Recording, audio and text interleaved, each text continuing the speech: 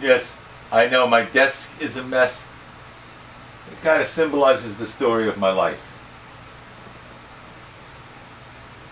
Yeah, I've spent the last few days looking for a new place to stay, new place to live.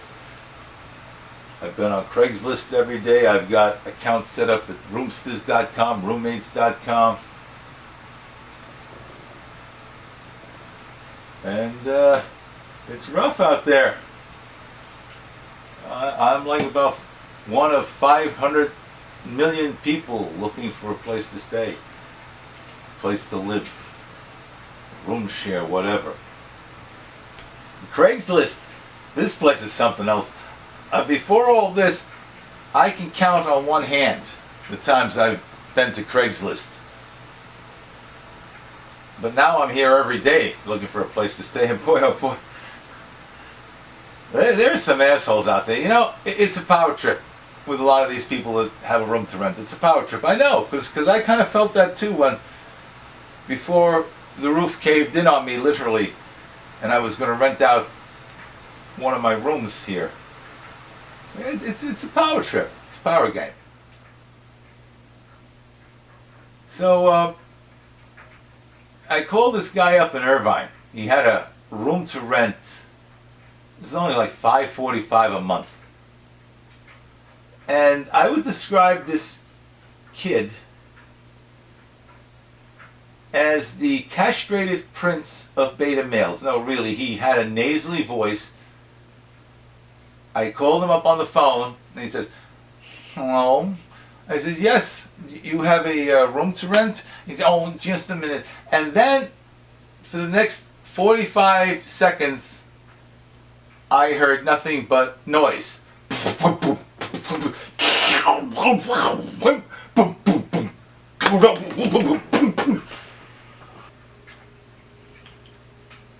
And then finally he got back on the phone and says, "Do you have a job?" "Yes, I have a job."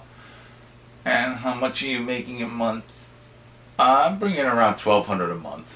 "And do you have a problem with background checks?" "No, no problem at all, not at all." And I started explaining to him my situation and everything, and finally he said to me, he said, "Well, you know, I don't really think you make enough money to be able to pay the rent." And I said, "I make $1,200 a month, and the rent is only $5.45 a month. I don't understand what you mean by that." And then there was a pause, and it's like he was stuttering and fumbling, and said, "Oh, what? You know, I never had anybody raise their voice to me like that before."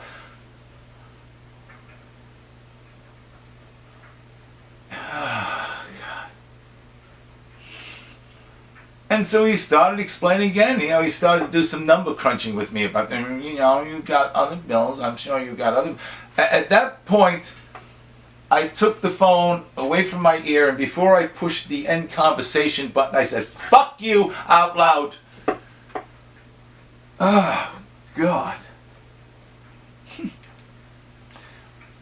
I had a woman call me up 12:30 night. 30 minutes after midnight, up in Northern California, saying she had a room for me up north. I said, "That's too far. I'm down here in Southern California. I need to stay down here." And then she says, "Well, okay, well, don't hang up so quick. Let's have a little chat, get to know you a little better."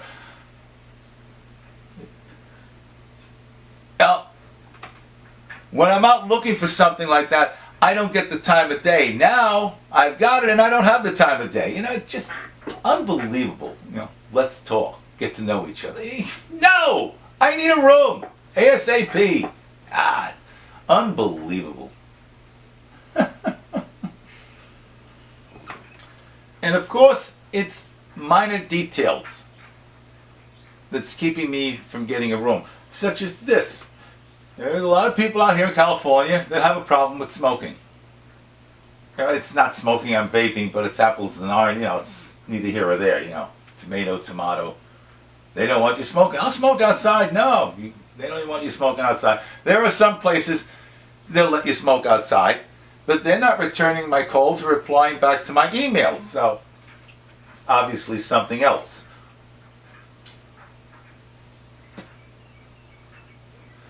So yeah, it's frustrating. It's frustrating. Of course, it doesn't help. You know, there's a housing shortage. There's a lot of reasons why there's a housing shortage. Out here in California, one of the reasons, and this probably applies to other states as well, the state of California in recent years have been buying up real estate, buying homes, and converting them into shelters for the homeless and for immigrants, as well turning them into low-rent housing for recovering alcoholics and drug addicts. I see those listings all over the place. They call it sober living or something. So, you know, that's part of the problem. From what I understand, there's like 70 such setups in Dana Point alone. Houses run by the state that are housing homeless and immigrants and recovering alcoholics and drug addicts. So that's part of the problem, why I and about 500 million others are having a hard time finding a place to stay, to live.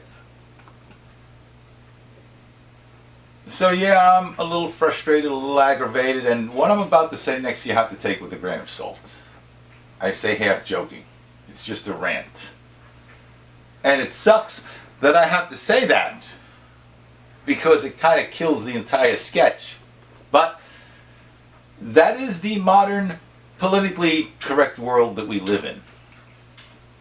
Speaking of political correctness, all you PC whores out there, I just want to let you know, I'm in Joe Pesci mode right now.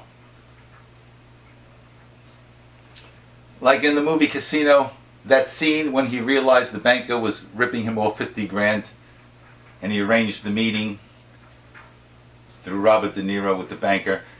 I haven't seen the movie in a long time, but he said something along these lines.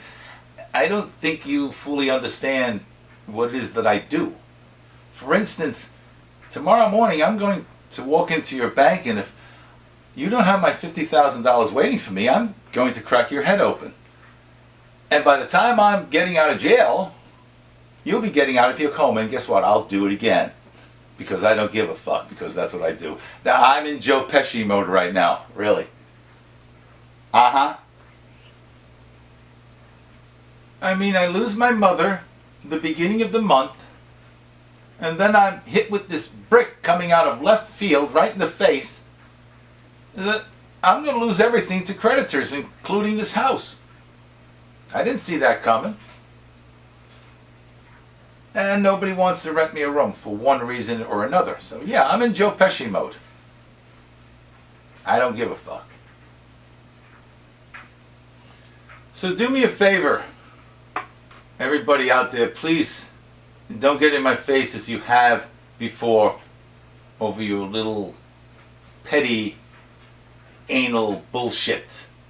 Don't get in my face about my vaping as you have in the past. Don't get in my face because I didn't use the proper pronouns on you like you have in the past, because I never met you in my life and I didn't know you went by it.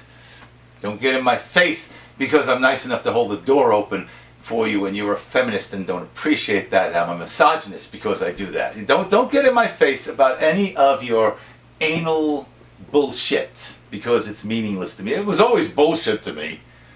But now it's even more bullshit because I'm in Joe Pesci mode. I don't give a fuck. That is on my own time. From 9 to 5 when I'm on the clock, yeah, I give a fuck then, you know. I have to give a fuck. I need the job. So.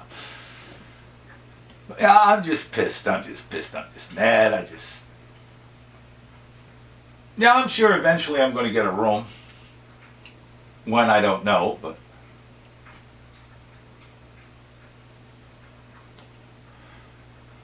but I'll find something eventually. Right now I have to call up the office. I have to talk to them. They wanted me to call them on Friday. Time I said, another 20 minutes. Yeah, no, I've been having fun the last few days. if you want to call it that. Anyway, that's about it for now. Thanks for stopping by, for tuning in. We'll talk again.